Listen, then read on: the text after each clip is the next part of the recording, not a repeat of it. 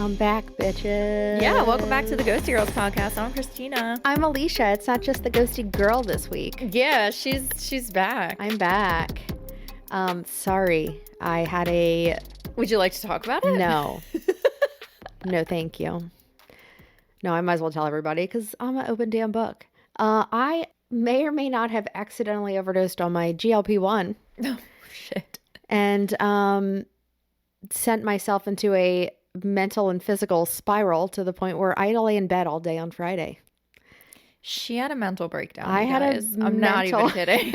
It was to the point where I thought that she was going to quit the podcast because she was like, I need a break. All of this bad stuff going on in the Epstein files and blah, blah. And I was like thinking in my head, okay, I have someone here that's telling me that they're having a hard time mentally with all of the bad stuff that's going on in the world, right? Yeah. It's probably not the best idea to co-host a true crime podcast. It's a great idea. We talk about the worst of the worst. When you're researching, you get in a mind space and sometimes you can get depressed, especially when it involves like kids. Yep. And torture. Too much, I'm out. Yeah, I'm just kidding. Like it can be a lot and it can really affect your mental state. And I was worried about Alicia because I was like, you know, someone's mental health is more important than a podcast. So I told her, like, if you need a break or if you can't do this, like, I get it. So yeah, for a little bit we were in limbo. Guys, get you a friend like Christina. She was willing to like just be like, it's okay. I was got like, this. I was like, I'm just gonna jump in and you know, I'm gonna take over. And if you need to take a hiatus, then it is what it is. I'm gonna keep this ship floating, and I'm gonna keep this ship afloating. If you ever need me to do that, I'll do the same thing. It won't be as Thank you. articulate, but I'll do it. Thank you. I appreciate Yes. it. I think that it's because I've worked and I'm aging myself right now, but whatever. I think it's because I've worked in the legal field for almost 2 decades now. It hardens you. And in the beginning, I had a hard time with certain things, but now I'm to the point where I can compartmentalize really well. So like I can watch those true crime podcasts and then unplug and turn it off and just go about my day. Like, and maybe that's not the best quality to have, but great. It helps me for this purpose, you know? Well, medications can affect your mental state as well. And GLP-1s, like they can affect your mental state. They can. I mean, that's a thing. They 100% can. And shit. Guys, if you're on a GLP-1, first of all, and you have any questions, I'm happy to answer them. Yeah. If you are on a GLP-1 or semaglutide, whatever, and you take some time off, talk to your doctor before restarting. Yeah. Don't do what I did and be an idiot. Yeah. And here's like me who's worked in like the drug industry. Right. You know what? I'm like, oh yeah, I can do this. This is fine. Like I'm sort of smart. Yeah. No, I'm not, because fuck that. That was You're very stupid. smart, but well, I mean, I'm on semaglutide as well. And I had a really difficult time on it in the beginning. But I will say, I mean, I've lost a ton of weight on it. So, I mean, it does its job, but you got to be careful with it because like in the beginning, it was weird. I don't really want to say it was like depression. It was just kind of like a lack of interest in things. Yeah, there's a study on that. Yeah. Actually, it says that you kind of miss a spark. Like things that used to interest you don't really interest you anymore. You're just kind of there. It comes with side effects. You got to be careful, but I do think that the pros outweigh the cons for most people. Oh yeah. I have lost a lot of weight on it, and I've always struggled with weight loss because I have a lot of things fighting against me. I have endometriosis, I have PCOS, I have hypothyroidism. All of those make it damn near impossible to lose weight on their own, and I have 3 of them. So I mean, it was to the point where I was like almost starving myself. I was barely eating anything and I was just maintaining, and it's like it just sucks. And I feel like I would like go to a restaurant and like inhale the air and gain like 10 pounds just from Girl, inhaling air. Same. You know, You walk by a it donut and you're sucks. instantly like 20 pounds heavier. There's a lot of factors that go into weight loss. I hate when people are just like, it's calories in, calories out. No, it's No. not. It's not. Nope. I can tell you right now, there were days where I was eating like 500 to 600 calories a day and not losing any fucking weight. And Yeah. I was logging everything in MyFitnessPal. Yep. And I'm talking like I was drinking, I had like sworn off coffee because coffee has extra calories in it. I was drinking like water with lemon in it. So I was logging every calorie that I put into my body. It didn't work. I still was not losing weight. So I'm just saying this because like I know there's a lot of people out there struggling with their weight and stuff, and like you're not alone. It is a struggle. Yeah. It's a fucking struggle. Own it, girl. Be you. Yeah, and I say that as I'm on a GLP-1, but I'm on that for myself, not so anybody else will look at me. Do you know what I mean? but that's okay. And I mean Right. like you know, and like I said, I've struggled with weight problems for a long time, and like you get to the point where, especially after you have kids, you're like, I gotta stick around for my kids. Like I Right. can't have high blood pressure and be pre-diabetic and all that. So no shade to anybody who's on Ozempic or anything like that. I don't fucking care. I don't give If a you shit. do you. Yep. I hate when people are like, oh, so and so lost so much weight on Ozempic and they're a skinny bitch now. So It's the cheater's way. well, speaking of mental health, this case is going to highlight the importance of taking care of your own mental health, and also identifying people around you that may have some mental health struggles and could have benefited from someone paying attention to their mental health. Eileen Warnos? Well, she's very similar. I'm talking about a woman today. Oh. I've been going hard on the men, so I figured I'm gonna pick a lady today. She's a lady. Whoa, whoa, whoa, she's a lady. Nailed it. Today, we're gonna talk about a lesser known serial killer, but in my humble opinion, which means nothing, It means everything. Damn it. she's one of the worst. This woman is fucking diabolical. Today, we're gonna talk about Dorothea Puente. Have you heard of her? No, of course I haven't. You 'Cause have? Oh, I am man. not into true crime at all or murder. Oh, are you being facetious? Yes. You have heard of Dorothea Puente? I don't know. We'll find out. Oh my God. Well, you're in for a treat today because this story, I'm going to pull my SNL like Bill Hader. This story has everything. It really does. This woman, it's a ride. I've She's heard fucking bits and crazy. pieces. I don't know. I know you deep dove because we've talked about a little bit of you, like the amount of work you've been putting into this one. I promise you, you don't know I'm you don't know the whole story. No, about her. that's what I 'Cause mean. I like, didn't. Well, then I definitely don't. You, I know surface level on a lot, yeah. but you know, like surface and deep levels on. This A one I lot. did a deep dive. Yeah. is I exciting. originally heard of this case on there is a Netflix series called, I believe it's called Worst Roommate Ever. And the stories are wild. Yeah. And Dorothea Puente's episode was number 1. And I had never heard of her before, this series. Okay. And it was really interesting. And of course, they highlighted, you know, a bunch of really awful things that she had done. And I was like, man, this woman's crazy. But then when I started doing the episode, I was like, oh my God, there's so much more to this story that I didn't know.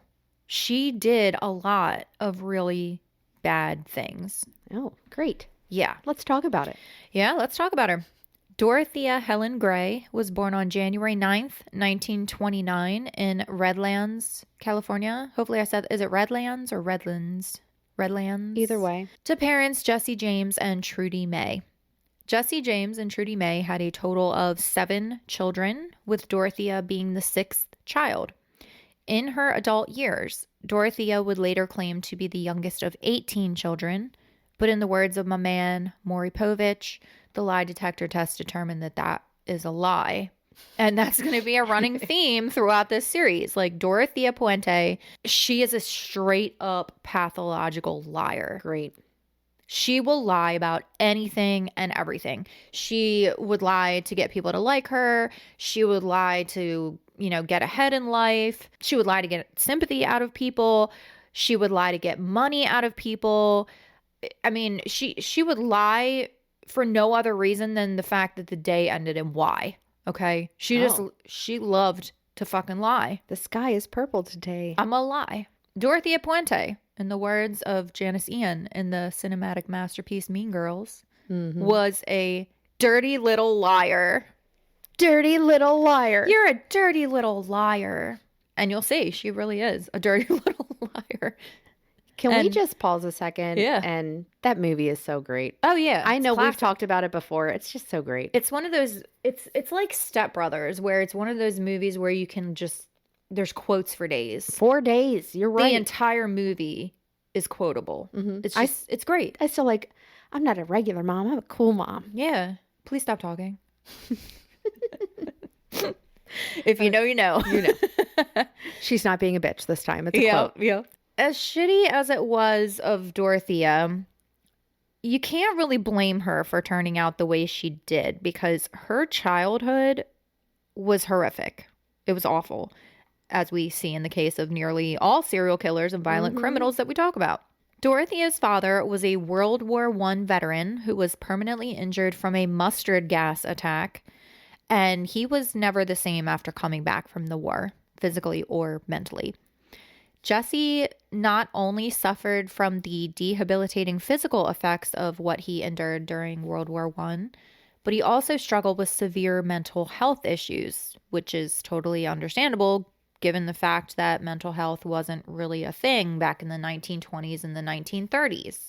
Jesse was a raging alcoholic, and he would very often threaten to kill himself in front of his children, like pull a gun out, put it up to his head, and say he's going to kill himself in front of his children. I hate him already. Yeah. That's terrifying. It's awful for a child to have to see their parent go through that. Yeah. Jesus. Children are supposed to feel safe and secure with their parents, and safe and secure this environment was not. It just is and now awful. we're Yoda. Yeah, right. Safe and secure it was not. Dorothea's mother was just as bad as her father. She was a rough and tough type of lady who liked to hang out with motorcycle gangs, and she was also an alcoholic. Trudy would go out with these motorcycle guys at all hours of the day and night. She would ignore her husband and her children. And with their father's mental and physical health issues, the Gray children basically raised themselves. Trudy would even lock all of the children in a closet for days with no food or water, so she could go out with her motorcycle gang and party. And then she would do things like she would come home, she would throw up all over the house, and then she would make the children clean it up. That's fucked up. Yeah, not a good childhood. By the age of about 6, Dorothea was constantly in trouble at school for, you guessed it, lying. What? Yeah. Dorothea would essentially disassociate, and she would create this kind of alternate existence for herself. And she would lie to get out of things. She would lie so that people thought she had a more grandiose home life. So she became a product of her environment, in my opinion. And disassociating is a very common coping mechanism with children who are in abusive situations. So, I mean, this isn't really surprising that this is what Dorothea did. A 6-year-old doesn't have the mental capacity to deal with that kind of trauma. No. Like, I mean, adults. I was barely going to say, even no, have. no Yeah. one really does. Yeah, their brains are nowhere near developed enough to be handling shit like that. Mm-mm. By 1935, Dorothea's father had developed tuberculosis, and he was constantly in and out of the hospital, which definitely did not help the household situation. And while her father was in and out of the hospital, Trudy would go out for days on end. She would get arrested. She would get taken to jail. And this was just like a pattern that she would constantly repeat. Some sources say that there was speculation that Dorothea's mother was a sex worker. I don't know if that's ever been confirmed, but apparently there were like a lot of men coming in and out of the house when she was there, which is also not great. Gross. But Again, something that's very hard for kids to process. Yeah. So for as shitty as a mother as Trudy was, Dorothea did recall one piece of advice from her that she got during her childhood. And that was the memory of her mother making her promise to feel sorry for and take care of people who were alcoholics. So this kind of meshed this incredible trauma with the idea that Dorothea should be helping people. And that becomes important later on because despite what a piece of shit Dorothea turned out to be, she actually did help some people. Which, yeah, but we'll get into that later. In 1936, Jesse's health was failing, and the family moved from Redlands, California to Los Angeles, and he ultimately died on March 29th, 1937.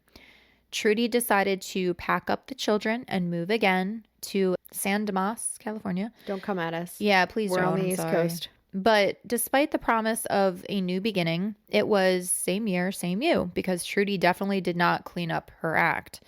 Things eventually got so bad that the children were removed from Trudy's custody in 1938 and were sent off to an orphanage. And instead of cleaning herself up to get her children back, Trudy actually sunk deeper and deeper into her alcoholism, and she died in a motorcycle accident on December 27th, 1938. And I, not trying to make a joke here, but also, I think of our quote, do what you love what you do. Except murder. And she died doing what she loved, getting drunk and being with the motorcycle people on a motorcycle. Isn't that crazy? Up in her house. I mean, whatever. It's very ironic. So now Dorothea and her brothers and sisters officially had no one. They were straight up orphans. No mother, no father. And it's at this point that Dorothea was allegedly sexually abused multiple times as a child by men who took advantage of her situation. Which, if that's true, it's fucking awful. Terrible. She's horrible, but Dorothea Puente really had no chance in life. She had no chance. I feel like we say that a lot. Mm-hmm. It breaks my heart. Yeah. Yeah. Can't there be some kind of job that goes house to house just checking on kids? I mean, technically we have CPS, but... Yeah, but they have to be called. Yeah, and even when they're called, I mean, it doesn't guarantee that anything's going to come of it, right? No. Damn it. It's sad. I mean, there's really not a lot of systems put in place to protect children, even in 2026, which is really fucking disturbing. But I mean, look at what's going on right now. I don't want to talk about it. That's part of my downward spiral. Yeah, I'm laughing because I'm uncomfortable, but I mean, children in this country are fucking failed, and they have been from day one. Mm-hmm. I said what I said. Come at me, I don't fucking care anymore. That's fair. Dorothea was bounced from home to home and relative to relative until the age of 16. So she had zero stability in her life. She had no parents. She had no stable home, no stable caregivers, nothing. And this really hardened Dorothea, understandably so. She became overly confident, using her good looks to get by, and she fell even deeper into this alternate life that she made up for herself. She gave herself a new background, a new identity, and she even began going by a new name, Sherry. So at this point, Dorothea is 16 years old. She gave herself this whole new identity, and her name is now Sherry. Okay. I'm sorry. At 16. Yes, at 16. Isn't that... That's young to... Okay. Sorry. Continue. It is sad. It is. Sad, I know. This is the point where you can feel bad for the child version of the serial killer. Again, we say in every episode. Yeah, exactly. In 1945, Dorothea, aka Sherry, had found herself in Washington State and figured she would use what she had to make a living, thus becoming a sex worker. And it was through this new profession that Dorothea ultimately met a young soldier named Fred McFall, who had just returned from the Philippines. And Fred was instantly smitten by Sherry. He thought she was beautiful. He was attracted to her work ethic. And he even said years later, quote, she knew how to make a buck when she wanted to. And that was one thing about Dorothea. She was a hustler through and through. In November of 1945, Dorothea and Fred ran away to Reno, Nevada, and eloped. Remember the whole... I said that right this time. It sounded right to me. Yeah. Per the marriage certificate, Dorothea was 30-year-old Sherial A. Raciel. That's a freaking name. Sharial Sharial Rasil. A. Rasil, 30-year-old. In reality, Dorothea was 16. There's no, So Dorothea now had this totally new persona of a woman almost 15 years older than she was, whose name was Sharial A. Rasil. And this actually wasn't even a surprise to her new husband because he knew she lied all the time. He was just like, oh, that's just Sherry. She'd be making shit up. Verbatim, probably. But he knew she was a liar. He knew. He was okay with it. He's like, it's fine. You're hot. It's fine. Yeah. Yes, exactly. Although it's unclear if Fred knew that he was actually marrying an underage girl. I could not find that. All right. So in his defense, he may have been under the impression that she was 30. I don't know. Appearing and acting more than a decade older than her actual age would become a running theme in Dorothea's life. Okay. And that was a theme that she would use to work to her advantage to get what she wanted out of people. Okay. Everyone said that Dorothea had always appeared older than her stated age. Okay. So She matured it up. she did. She really played into seeming older. Okay. And that really becomes apparent later on probably in episode 2. So Fred and Dorothea are married and they decide to settle down in Gardnerville, Nevada. And the next step, of course, was to have children. And it's at this point that Dorothea essentially just followed in her mother's footsteps. She began to drink heavily. She would relentlessly fight with her new husband. It was basically just like a play-by-play of her childhood. Now, you would think that with all of this going on, the young couple would decide to maybe put having a family on hold. But in the words of our true crime queen, Bailey Sarian, nay, nay. This was not the case. By 1948, Dorothea had given birth to not one, but 2 baby girls. And by all accounts, she absolutely hated being a mother to the point that she flat out refused to even parent them. She didn't take care of them, nothing. Rude. And this caused a lot of fights between Fred and Dorothea. Dorothea ultimately sent her first daughter away to relatives. So she just sent her off. And she put the second one up for adoption. And the story behind this, like one of the sources that I was looking at said that Fred actually came home from work and his other child was just gone. And she was like, yeah, she's up for adoption. I didn't want her anymore. And he was like, what the fuck? What? And I guess he had no idea what happened to this kid. So to this point, like, I don't know if he knows his daughter now. I have no idea. Wow. Yeah. Shit. I know. Ugh. So Dorothea got rid of her 2 children and then she ended up fleeing to Los Angeles to continue to work as a sex worker because that's all she knew at this point. Due to all of this and Fred not being able to tolerate Dorothea's lies and shenanigans anymore, he ends up filing for divorce in late 1948. So in the span of 3 years, Dorothea created a new identity for herself. She got married. She had 2 children. She gave up both children. And then she got divorced. She was 19 years old at this time. So she had basically lived like an entire fucking lifetime. Yeah. By Or 19. That's She crazy. couldn't even legally drink yet. I can't. What Well, the fuck? Her ID said she was 30, so I'm sure she did. Ah, fair enough. Sticking to true Dorothea form, Dorothea never told anyone that her husband left her and that she got a divorce. And she instead told people that her husband tragically died shortly after their marriage, leaving her a widow. I can't. It gets worse. Okay. This is just the tip of the iceberg. But wait, there's more. The iceberg is real deep. It's like the Titanic iceberg. Okay. Oh, shit. Yeah. Like real deep. It goes real deep. And a lot of people died, just like the Titanic. Too soon? Sorry. Too soon. After her divorce, Dorothea found her way back to California and settled on San Bernardino, where she worked a variety of odd jobs to try to make money. But this wasn't paying the bills, and Dorothea didn't want to actually work for her money. So shortly after moving to San Bernardino, she made a friend and very quickly began stealing checks from her friend in order to buy herself fancy clothes, shoes, and purses. Dorothea was ultimately caught forging a check to buy a pair of almost $100 shoes, which in today's money would have been over $1,000. She buying them red bottoms. What shoes are you trying to buy, boo-boo? Like, $1,000? That's fucking crazy. Like, I barely ever spend like over $50 for a pair of shoes. Now I have that Cardi B song in my head. Which These one? expensive. These is red Oh, bottom. yeah. These is blood shoes. I make money moves. Luckily, shoes have never really been my thing. Like, expensive designer shoes have never really been my thing. So I've never had that issue, like the Carrie Bradshaw Sex and the City issue. Like, oh, I have to buy thousands of dollars worth of shoes. Same. I'm just not. I walk in them. You know what shoes I love? Your Crocs, your Croc boots. Fucking love my Croc boots. But Yes. Skechers. Oh yeah, they're really comfortable. Listen, And they're people not hate on expensive. Skechers. Like they should be. Who hates on Skechers?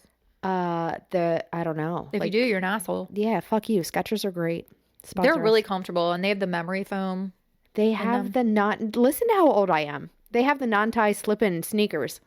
I'm a fucking fan of them. I love them. Not the non-tie. The non-tie slip-in sneakers with orthopedic soles.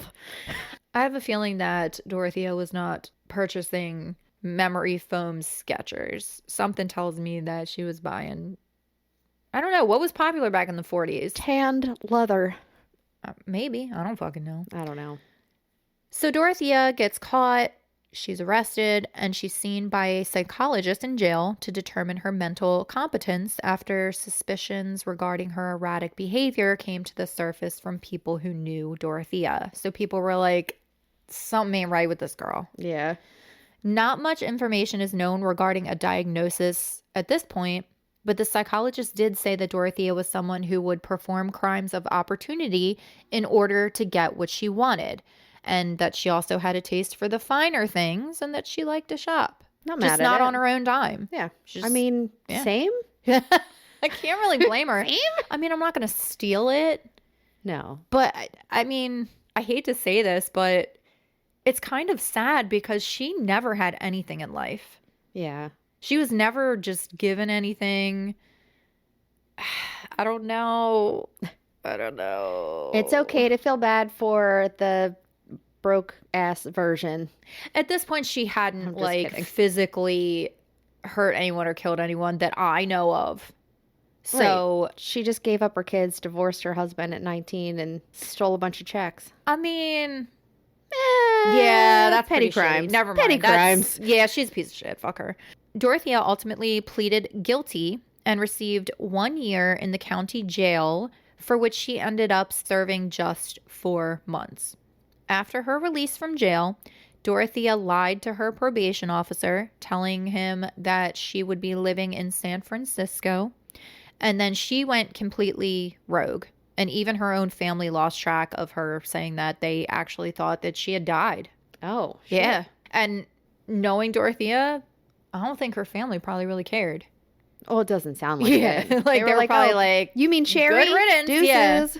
yeah. Not a lot is known about Dorothea's actions between her release from prison in 1949 and the early 1950s, but we do know that by 1952, Dorothea married for a second time to a man by the name of Axel Johansson, which is a really fucking cool name.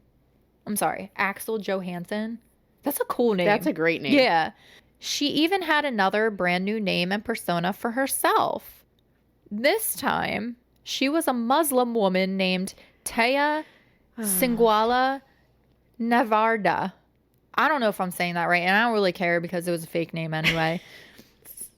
I can't. So now she's Muslim. She's a Muslim woman. Okay. Dorothea's marriage to Axel was, however, not a happy one. No surprise there. Like Eileen Wuornos, she loved the drifter lifestyle. And it's weird because Eileen Wuornos, and you brought her up earlier, she had an absolutely terrible childhood and was a sex worker too. Yeah. And she was also in the Robin biz. Mm-hmm. That's how she started. Yeah. So it's lots of parallels between Eileen Wuornos and Dorothea Puente. Why doesn't Dorothea have a movie That's a good question. called I don't like know. Monster 2, Yeah. the sequel? I'm going to go ahead and say Prequel. I may get shit for this, but I think you guys will understand after we finish the series. Dorothea Puente is worse than Eileen Wuornos. Gross. She is. Okay. It's kind of unclear what happened in between the time that Dorothea married Axel Johansson in 1952 and the year 1960. But what we do know is that sometime in the late 1950s, Dorothea opened up her own brothel and became a madame. And it's said that Dorothea did this because by 1960, her lifestyle had begun to catch up to her. And she, how do I say this? Her looks started to fade a little bit. She was looking rough. People said that she had gained a lot of weight. She was very heavy at this point. And Same girl. and remember how we talked about how she would present as someone who was like 15 years older than her stated age? Mm-hmm. Well, now she actually really did look much older than her actual age. Oh, okay. Yeah. So she was aging out of sex work. Yeah. And it happens. I mean, people age out of the movies nowadays. Like, yeah. You can only rely on your looks and your body for so long. Don't I That's, know I mean, it. that's a fact. I'm just kidding. I'm sorry, too much. I'm not used to doing podcasts anymore. I missed a week. So yeah, Dorothea, she was having trouble getting and keeping clients, allegedly. So she opens up this brothel in Sacramento, California, under the guise of a quote-unquote bookkeeping service. But the building on Fulton Avenue was providing some other services than books, if you know what I mean. Dorothea actually even had what you would call a menu for her services, with the house special being a blowjob for the bargain price of $7.50, which in today's money would be $82.41. And I'm not even gonna lie, that really does seem like a deal. I mean, she was running the McDonald's of brothels, I think. I don't know what the going rate is for a blowy, but I feel like Dorothy could have charged a little bit more. I'm just saying. I don't know. Let me know in the comments what the running rate for a blowy is. I don't supply fucking and know. Demand, I guess. It seems like a deal to me. Is all I'm saying. I don't fucking know. I don't know either. That's $82.41. okay. Hopefully they tipped as well. I don't know. Are you supposed to tip after? They gave him the tip. Fuck it, I don't know. Yeah. Touche. So in April of 1960, after receiving several complaints from the community, police sent out 2 undercover deputy sheriffs disguised as truckers to perform a stakeout on the brothel. Oh. So these 2 guys go in.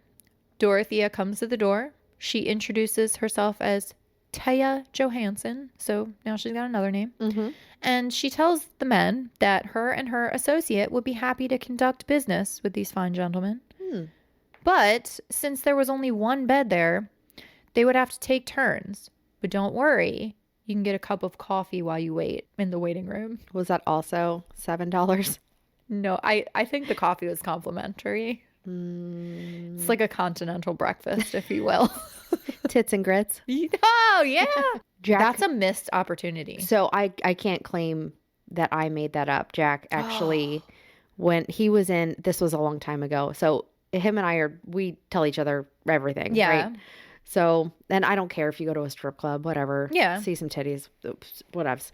So he was on a trip to see his friend who at the time lived in one of the Carolinas, and they went to a strip club. Mm-hmm. And I guess football was on early. I don't know the whole premise. Again, they went like at breakfast time, or it was late at night. So it was like 2 or 3 a.m., one of the two. Around breakfast time. Yeah. Let's say breakfast time. Yeah. It was called like Tits and Grits at the strip club because they had like a free buffet with like grits, biscuits, eggs, bacon, sausage, and it was free. And you get to see some titties? I'm saying I would be down for that. I'm not even gonna lie. Jack was like, listen, he said, all the guys were like at the stage and I was at the buffet going like wimpy eating all the bacon. I was like, I would have also been there. That's a really fucking good business idea. Tits and I'm not mad about it. So yeah, in this brothel, I thought there was one bed. I feel like that's gross. That's real gross. It's a little icky, but you could have a complimentary cuppa while you wait, okay? Cup of Joe. Yeah. And what happened next is real weird to me. Before going into the brothel, The sheriffs put fluorescent powder on their hands, and then when they went into the brothel, they fondled Dorothea's breasts, which transferred the powder onto her tiggle bitties. Mm-hmm. And then when her associate lifted up her skirt, one of the sheriffs put his hand on her bare bottom, which thus transferred the powder to her butt. And my question for you is, does this seem ethical to you? Because I'm saying I have questions. Why? I don't know. Couldn't they just have arrested them on the spot when they offered them sex in exchange for money? Why'd they have to touch them? Maybe they needed physical proof. So, first of all, they wanted to touch them, but I'm saying. second of all, if they put the powder on there and then they arrested her, they could say, look, here's the proof. I gave her money and she let me do this. I guess. God, could you imagine if they took a black light in there, though? Oh, well, black light does come into play. Oh, for fuck's sake. Yeah, I don't. I was just very befuddled by this whole sting operation. Odd. I don't know. I don't know if this is common. If there's any cops out there listening, hit me up. Let me know, because I'm real confused about this. I'm not gonna lie. Dorothea and her associate are arrested, and then they are stripped down at the county jail, where they use an ultraviolet light which lights up their naked bodies like a Christmas tree. I can't. Or at least their tits and ass, anyway. Because the police needed to touch them both there, I guess. Mm-hmm. I can't get over that. I'm sorry. Someone make that make sense to me. I just feel like there could have been an alternative way. But what do I know? Yeah. I am just some bitch. Some bitch. So Dorothea Puente, a.k.a. Taya Johansson, is then charged with, quote, being in a house of ill repute. I thought that was funny. Ill repute. She goes in front of a judge and she's like, but sir, I was merely visiting a friend and then the police showed up and I don't even know what happened. And the judge is like, bitch, you had fluorescent powder all up on them titties. We all saw it. Mm-hmm. Okay. All of us. You cannot lie yourself out of this. All right. So the judge sentences her to 90 days in jail, which she served, and then she is released. After serving 3 months in the county jail, Dorothea is like, I guess I better lay low for a while. Okay. Mm-hmm. So she goes crawling back to her husband, number 2, Axel Johansson, whose last name she actually used for running a brothel, mind you, which is kind of fucked up. But instead of laying low, Dorothea continues to go out. She's binge drinking. She's gambling all of Axel's money away. And she's just out here being an absolute fucking menace to that poor man. Like, justice for Axel Johansson is all I'm saying. That's a shame. I know. So after a shit ton of erratic behavior and also an alleged suicide attempt, Axel doesn't know what to do with this woman other than to have her committed. So, fair. Yeah, Dorothea is committed to DeWitt State Hospital, where she is diagnosed as a pathological liar. No surprise there. And doctors say that she has, quote unquote, an unstable personality, which is like the understatement of the fucking century. After a short stint at DeWitt State Hospital, Dorothea is released, but by that point, Axel had had enough and he filed for divorce in 1966. About time, Axel. Yeah. Much to his dismay, Dorothea continued to use Axel's last name of Johansson, even changing her identity yet again to Sharon Johansson, who was a devout Christian caregiver. Oh. So now she is Sharon Johansson, and she's a devout Christian. Okay. Mm-hmm. And she's a caregiver. That's great. And she's a caregiver. So that brings us up to 1968. Dorothea is now going by the name Sharon Johansson. And she's now in her late 30s. Recognizing that she's not going to be able to make a living off of her looks anymore, she's got to come up with a new gig. So she decides that she's going to prey on new types of victims, the sick and the elderly. Because not only are they easy targets because they are vulnerable, but they have those social security checks coming in, and she wanted to get them bennies, if you know what I'm saying. Using her newfound business sense, she opened up an unlicensed healthcare operation, which she named the Samaritans, which specifically focused on alcoholics because, remember, her mother told her that she needed to promise to help the alcoholics. So Dorothea offered her 24-hour caregiving / nursing services to the elderly and to people struggling with alcoholism. And Dorothea actually, she quickly established a great reputation with social workers, city inspectors, and the community. She kind of thrived in this position. Like, she helped people suffering from alcoholism to get their lives together. She helped establish routines for them. She took care of them. She cooked meals for them. And she also cooked meals for the community. Like, she would have like burrito days where she would make food for people and just give it away. Okay. So it seemed like she was trying to help her community, and she didn't ask for much in return, just that she be made the payee for their social security checks as payment for room and board. No big deal, right? Just sign over them checks. All of them. All Yeah. of the funds. While all of this was going on, Dorothea decided to take on husband number 3, and she married 21-year-old Roberto Jose Puente Puente? in Reno. Not Puente. Puente in Reno, Nevada. Just 2 weeks into their marriage, Roberto had enough. Should I not say it like that? You absolutely should say it like that. Roberto. Roberto had enough of Dorothea's shit, and he straight up bounced. He was just he gone. He left. So far, he's the smartest He one. gone, boy. Yeah. And Dorothea filed for divorce in 1969, but decided to keep the last name Puente, and that's the one that stuck. Hence the name Dorothea Puente. He said, girl, them titties are glowing. I'm out. He did. He sure did. Not only did her marriage fall apart, but her fake healthcare business did as well. Oh. The Samaritans was so deeply in debt that Dorothea actually had to file for bankruptcy, as she was also filing for divorce. So things were not looking great for Dorothea. Now, for whatever reason, despite filing for bankruptcy, Dorothea somehow scrounged up enough money to lease a huge Victorian house located at 2100 F Street in Sacramento, California. And when I say huge, I mean this house was fucking huge. The house had 16 bedrooms and 16 bathrooms. No. That's a lot of house. Can you imagine cleaning that? Nope. No.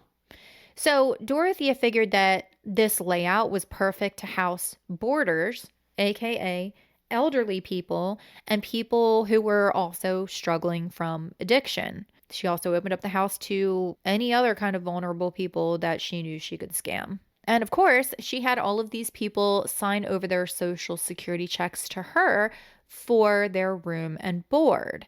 And so at this point, she was just straight up stealing all of the money that these people had, which is really fucked up. That's all they had. All they had was their social security checks. That's it. And she took all of their money. And she was still giving them room and board. Yes. But she still took all their money. that's fucked up. Yeah. She was like, to live here, you're going to give me your checks. All of it. All of it. Rude. Yeah. And Dorothea was making so much money off of these boarders that she could actually afford to have a staff, which included cooks on the premises. Wow. Yeah. So this was a pretty well-run scam. And to add a little razzle-dazzle to the scam, and to also make herself appear more trustworthy and matronly, Dorothea really began to lean into the fact that she looked much older than she actually was. She started dressing in like older style vintage clothing. She started wearing really large glasses like an elderly lady would. She let her hair go completely gray. So she was really leaning into this like grandma persona. And she would also be like, call me grandma. That's like instant, like You feel like you can trust them. yes. Yeah. What a bitch. And And if she's you- smart. Damn it. She is criminally smart. Crafty. We'll say she's crafty. She's crafty as fuck. She's crafty. Yeah. When we really get into the case and what she has done, and you look at pictures of her, you'll literally say in your mind, like, ain't no fucking way. How did this woman do this? Because she looks like a little grandma, doesn't she? She does. I'm gonna She Google a looks picture. fucking adorable. Oh, damn it. It's crazy. You can't trust nobody nowadays. You can't. Or back then. This is the perfect example of why you cannot trust anyone. Okay? And people like Dorothea. This whole facade, it really worked. They trusted her. She was active in the community. She, gave donations to charities. She pulled a John Wayne Gacy and got active in the political scene. She would donate money to political candidates. Was she in the JCs? Couldn't find anything about that. Just kidding. But she was friends with the governor of California. Of course she was. Yeah. She was also very active in helping the Hispanic community, specifically underprivileged Hispanic women. People saw her as a kind, caring, elderly lady. But kind and caring, Dorothea was not. Yoda. After opening up this boarding house, Dorothea decided that she was going to start acting as a medical doctor. And she went as far as hanging up fake medical diplomas in her house. And she carried around a little doctor's briefcase that had a blood pressure cuff and a stethoscope in it. And this is crazy. She actually began assisting a physician who would visit the boarding house to perform checkups on the boarders. Why no one questioned this, I have no fucking idea. But, I mean, I can only assume that since this was the 1970s, records weren't as well kept and available as they are now. And also, Dorothea was a really convincing liar. Well, she's been doing it for her entire life, so. Yeah. I mean, she's a career liar at this point. Not only was she a great liar, she was a real panty dropper as well. And in 1976, Dorothea married her fourth husband, Pedro Angel Montalvo, whom she met while he was residing at her boarding house. And would you like to take a guess as to where they got married? Reno, Nevada? Yeah. Stop. Yeah, this bitch really likes to get married in Reno. It reminds her of her previous husbands. I guess. Brings back good memories. Third time was not a charm for her, though. So no. Try somewhere else. By all accounts, Pedro started to question his decision to marry Dorothea pretty much immediately. First off, she was 10 years older than him, so there was a pretty considerable age gap. Not only that, Dorothea was very high maintenance. She was all about shopping, getting her hair done, and spending money. What? Yeah, and Shocker. this put a strain on the relationship. Dorothea at one point alleged that Pedro physically abused her, slashed her tires, killed her cat, all kinds of crazy things, but this was never substantiated. If all of that happened, it's awful. Could he have done these things? Sure. But knowing Dorothea's track record, we have to take this with a grain of salt. Yeah. I don't know. I don't know if it happened or not. Who fucking knows? Not me. Regardless, Dorothea ends up divorced for a fourth time. Shocked I am. While all of this was going on, one of her former tenants was arrested and got pretty pissed off when his social security check stopped arriving, which made him sound the alarm on Dorothea Puente, which initiated an investigation by the Treasury Department. And during this investigation, they discovered over 30 checks with signatures that had been forged by none other than Dorothea Puente. By the time the forgeries reached a total of $4,000, the Treasury Department had more than enough to slap Dorothea with a felony charge. In an attempt to avoid a trial, Dorothea pleaded guilty to federal forgery, but for whatever reason was offered a plea deal which included just 5 years of probation and a round of psychiatric therapy. And she was also forced to give up her boarding house. So she got no prison time for stealing people's social security checks. I have a question. Sure. So every time she's arrested, she uses her current name, right? She's got about 4 names at this point. Right. And they don't ever realize that it was. She uses different names pretty much every time she gets arrested. No, yeah, I know, but they never put 2 and 2 together. Mm-mm. Okay. Nope. All right. Yeah, this was the 1970s. Oh, okay. We didn't have all of the systems in place that we do now. Yeah. So, I mean, is it fucked up? Yeah. But it's the same reason why other serial killers flew under the radar for as long as they did. Look at John Wayne Gacy. Yep. He used his real fucking name. They had his real name. Yeah. And they still didn't connect the dots with him. It's fucked up. It's real fucked up. I hate it. So losing the boarding house and her source of income was undoubtedly a huge blow to Dorothea, but that wasn't the thing that bothered her the most. The worst part of all this for Dorothea is the fact that she actually lost all respect in the community. She lost all of the support of the politicians that she was close with. She completely lost her status within the community. And as we all know by this point, status was everything to Dorothea. She was a lot like John Wayne Gacy in that regard. Seeing that her reputation was completely trashed, Dorothea fled Sacramento to start a new life in Stockton, California, where she took on random odd jobs like working in restaurants to get by. As part of her parole, as we previously discussed, Dorothea was ordered by the court to see a psychiatrist, and she began treating with Dr. Thomas Doody in 1978. I just liked saying that name, Doody. Dr. Doody. And Dr. Doody saw a very frazzled woman whose carefully curated facade was fascinatingly deteriorating, and he diagnosed her as a, quote, schizophrenic, chronic, undifferentiated type. Never heard that diagnosis before, but it seems pretty fitting, right? Yeah, I mean, it's got to be scientific. Mm-hmm. It's just science. In 1979, Dorothea grew tired of Stockton and decided to move back to Sacramento. She ends up meeting a man by the name of Ricardo Odorica at a bar named Joe's Corner, and learned that Ricardo was actually renting out the second floor of his home, which immediately intrigued Dorothea because his home was located at 1426 F Street.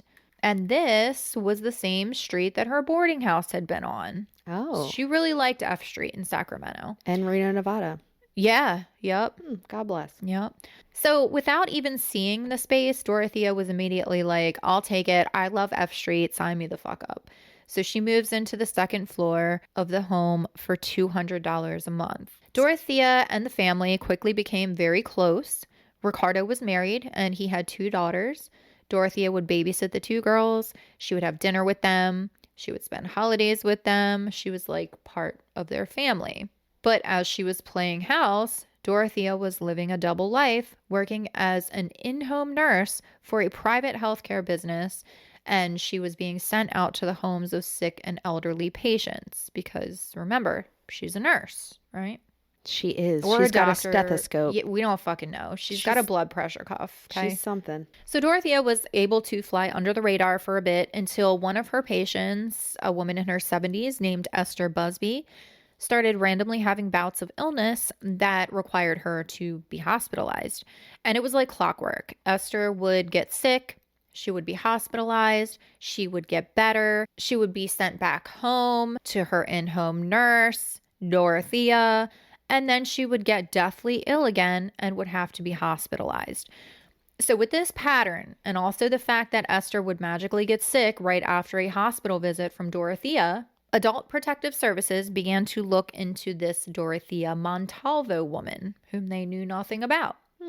Esther's doctor, who was completely stumped as to what the fuck was going on with his patient, also began to recognize the pattern with Dorothea and these attacks that Esther would experience. And he began to put 2 and 2 together and was like, we need to run a toxicology screening because something ain't right. Why this wasn't done when she was first admitted, I don't fucking know, but they finally ran a tox screening on Esther, and lo and behold, it comes back positive for a drug that was never prescribed to her, phenobarbital. They also found traces of digoxin. Am I saying that right? Digoxin? I don't know. Sure.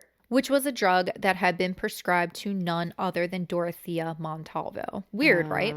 Super weird. Who's that?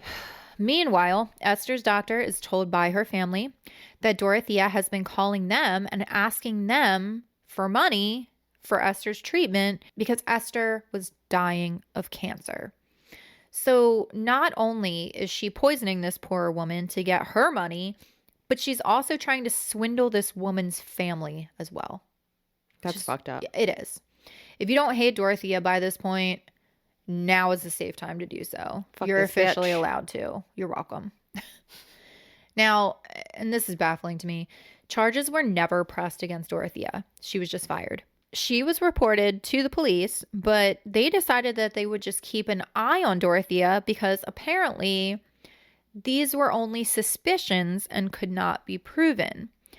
After all of this happened with Esther, yet another elderly patient shows up to Sutter General with the same exact symptoms as Esther Busby, and come to find out her in-home nurse is also Dorothea. What? No. Dorothea was then reported again to the nursing agency, but they refused to do anything about it because there wasn't enough evidence. Over the next year, 4 more patients who were all under the care of Dorothea turned up at the hospital with the same exact symptoms, and one of them actually died from a heart attack after eating food that Dorothea had prepared for them.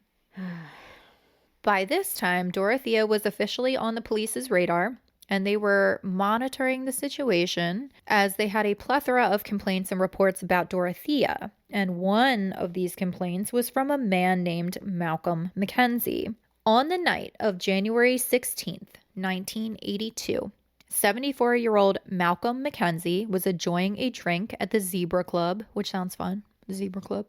It does sound fun. Yeah. And he was approached by Dorothea Puente. Malcolm thought she was good looking, she was charming, they had a couple of drinks together, and by the end of the night, Malcolm had invited Dorothea back to his apartment.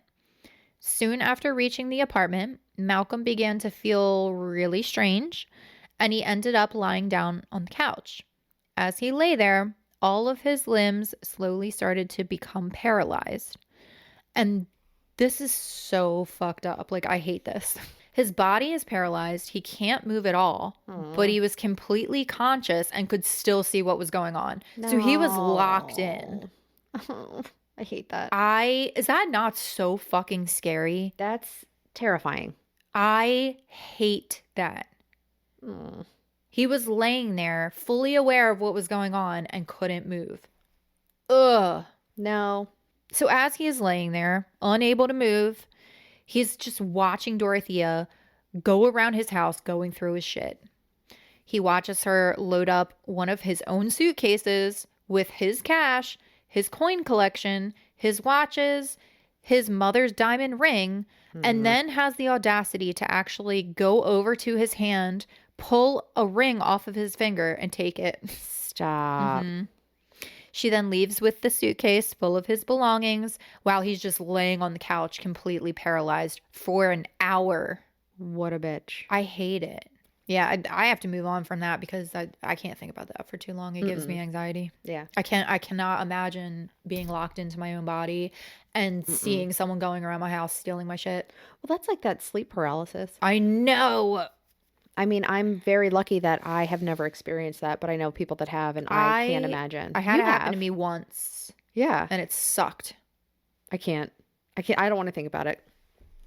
It gives me anxiety. It makes my stomach hurt just thinking about it. So after about an hour, Malcolm regains movement in his limbs. He goes to his phone, he calls the police, and he reports the incident. Police catch up with Dorothea a couple of days later when she tries to pay for her bar tab at Joe's Corner with forged checks that she had stolen from Malcolm. So Dorothea immediately pulls the innocent little old lady card. She tells the police that she's 72 years old. She's 53 at this time. I'm 72 years old, Shani. And the police believed her because she looked 72, they said. I'm dead ass. Stop. Look up pictures of her. I will. You'll see. I don't want to, but I want to. You need to know what we're working with here, okay? So she tells the police that Malcolm wanted to date her and he gave her the checks as a gift. And then she tells them that she has a quote-unquote psychiatric condition that makes her forget things and she doesn't even know what's going on. So the cops are just like, oh, okay. After the Malcolm Mackenzie incident, Dorothea chose another victim, 82-year-old Irene Gregory. And Dorothea apparently had a run-in with Irene at a hair salon where Irene fell and Dorothea ran up to her stating that she was a nurse named Betty Peterson. So now she's got a new name. Dorothea checks over her, and I guess that's how Dorothea like got her in with this woman. Like she was like, "Oh, I'll help take care of you." So this Betty Peterson, who's actually Dorothea, shows up at Irene's door after this incident, like a couple days later. She tells her that she works for the Sacramento Medical Association and that she was sent out to check on her. She takes her blood pressure and she's like, "Oh, I can tell from your blood pressure that you're retaining water, but don't worry, I have some pills for that." So Irene takes the pills because she believes that this woman is an actual nurse that was sent out to check on her from the Sacramento Medical Association. Mm-hmm. She loses consciousness, and then she wakes up and her jewelry and her medications are gone. Irene then calls her granddaughter. Her granddaughter comes over and reports this to the police. But since Dorothea was using the name Betty Peterson, the dots weren't connecting to Dorothea Puente until Irene actually saw her in the same hair salon getting her hair done. That takes a lot of audacity, is all I'm saying. So they call the police. The hairdresser is like, "Oh yeah, that's not Betty Peterson. That's Dorothea Montalvo." Like, what? And Dorothea is subsequently arrested. Unfortunately, before the trial, Irene Gregory refused to testify, stating that she was just too frail and she couldn't handle it because she was older. Yeah. Lost her little heart. They did, however, still have the Malcolm McKenzie case, which, like, at first, police didn't really do anything about it. But now that this whole Irene Gregory thing happened, Malcolm was ready to testify about what happened to him. Okay.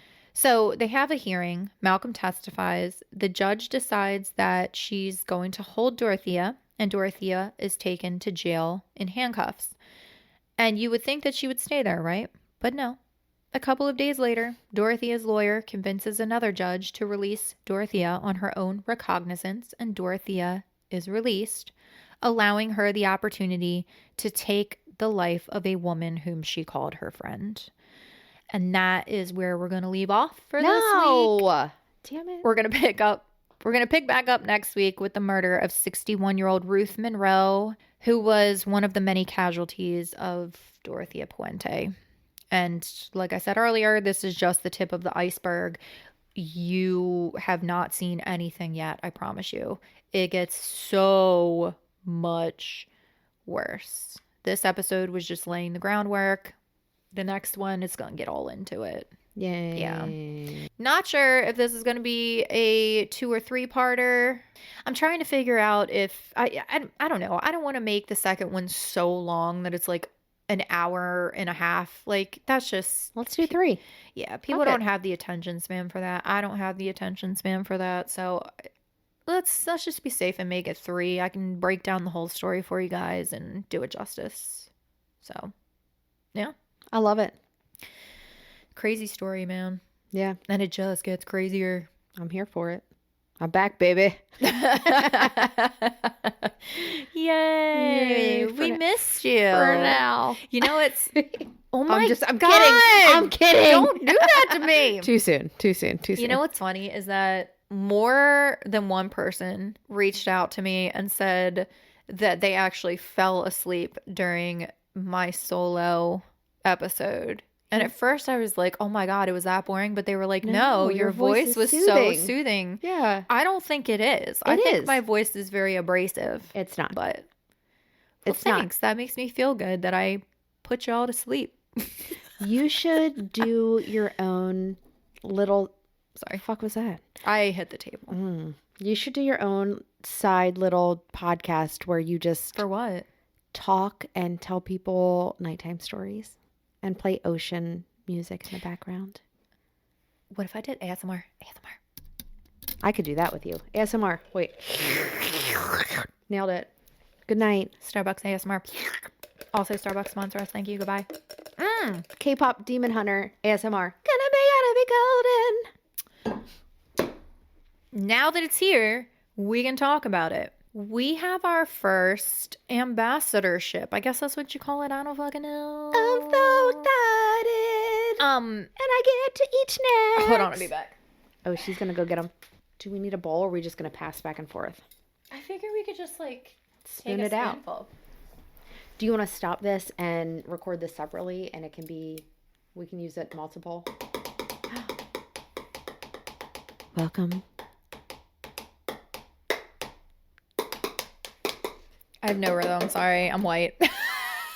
Welcome to our first ASMR Yeah. video. We're going to whisper. Go over to TikTok, and I mean, this will be out by the time this episode airs, but go over to TikTok. We are going to taste test a product that we are now an ambassador for. Okay. Well, if we choose to be an ambassador for them. If we choose. Okay. You know what? I'm going to be, because it looks delicious. You're going to know if we're an ambassador, because if we are, and if we like it, because I am not endorsing some shit that I don't like. Same. Okay. You're going to know if you're hearing this right now, because I'm going to leave this in. If it sucks, I'm taking this out, and we're not going to be an ambassador. Okay. Because I'm not promoting bullshit. Boom. The end. I'm not a sellout. All right. I'm many things, but a sellout is not one of them.